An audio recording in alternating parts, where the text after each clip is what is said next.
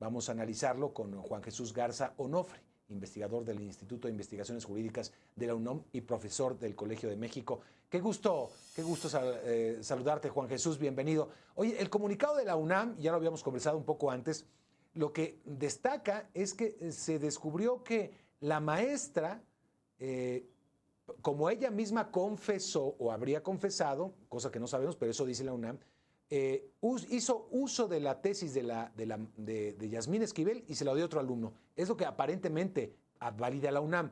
No que la ministra haya plagiado, como sí lo determina un comité de la FES Aragón.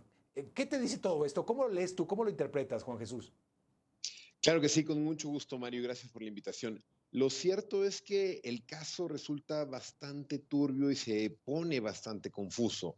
Esto en ocasión de que, en efecto, se rescinde el contrato laboral de la directora de tesis de la ministra Yasmín Esquivel por ser parte de la comunidad del UNAM, ¿sí? En ese sentido, digamos que es bastante sencillo, ya que este personaje había aducido que ella ha dirigido más de 500 tesis, lo cual resulta prácticamente imposible, y por ende ella misma se fue complicando, después primero negó todo, después dijo que era un ataque por ser violencia de género y finalmente termina confesando que ella pasaba las tesis entre sus alumnos, ¿no? Entonces me parece que esto es lo más natural, por así decirlo. Se genera una sanción directa a un personal que todavía depende de la Universidad Nacional. Sin embargo, para el caso de la ministra Yasmín Esquivel, parecería que las consecuencias y la sanción no alcanzan a vislumbrarse.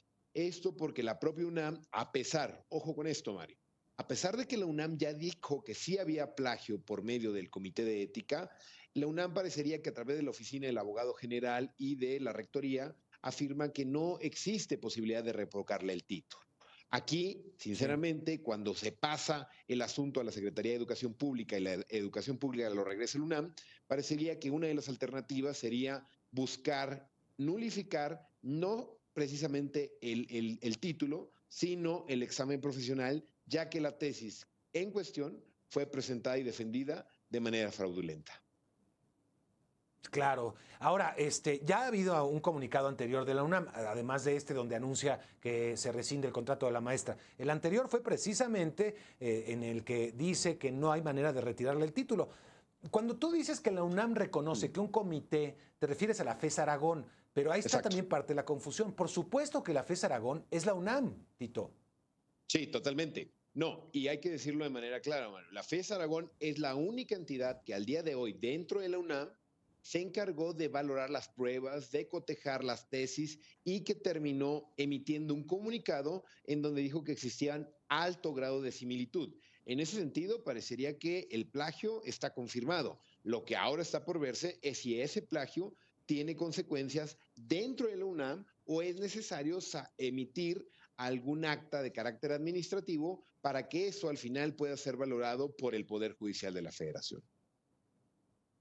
¿Qué caminos quedan en tu punto de vista? Sí. Mira, jurídicamente es un caso difícil, Mario, pero no porque sea un caso difícil significa que es imposible.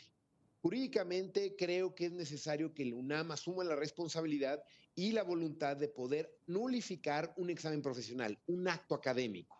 Al momento que el acto académico se pone en cuestión, se pone en entredicho, esto generaría la posibilidad para que ahora sí la Secretaría de Educación Pública o un juzgado federal pueda invalidar la cédula y el título de la ministra en cuestión. Es un caso totalmente inédito, que transcurrieron 30 años, es un caso difícil, pero no imposible de construir jurídicamente. Sin embargo, Mario, quizá las alternativas más sensatas son de corte ético o político. Me refiero a que la propia ministra Yasmín Esquivel, en lo que se aclara la situación, pida una licencia o dé un paso atrás para que no se siga golpeando la legitimidad de la Suprema Corte. O en ese sentido, desde un espectro político, que la presión, la influencia a través de esta causa grave que es el plagio de su tesis de licenciatura que la habilita profesionalmente a lo largo de su carrera, es que en definitiva ella sea consciente, o por lo menos sus colegas en la Suprema Corte, distintos actores políticos, que llamen la atención sobre su incapacidad para ejercer el cargo. Ahora mismo en el Senado se están interponiendo un juicio político en su contra, veremos si prospera, se están interponiendo amparos, se están recolectando firmas. Como veremos, Mario, hay distintas alternativas de corte político para hacer presión de que este Sí. caso no quede en la impunidad. Ahora también de corte jurídico en el Código Penal, que digo, sí, me pienso en escenarios, como tú dices, es algo inédito, pero ¿qué pasa si de repente es acusada la ministra de usurpación de funciones?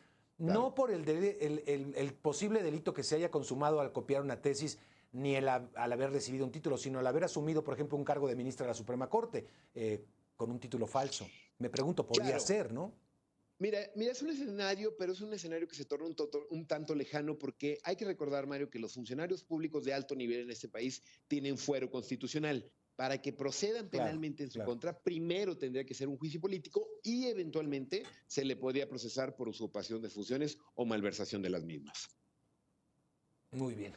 Pues Tito, fue un gusto y seguiremos hablando del tema. Seguramente es Juan Jesús Garza Onofre, investigador del Instituto de Investigaciones Jurídicas de la UNAM. Gracias, Tito. Hasta pronto. Gracias por la invitación, querido Mario. Buen día.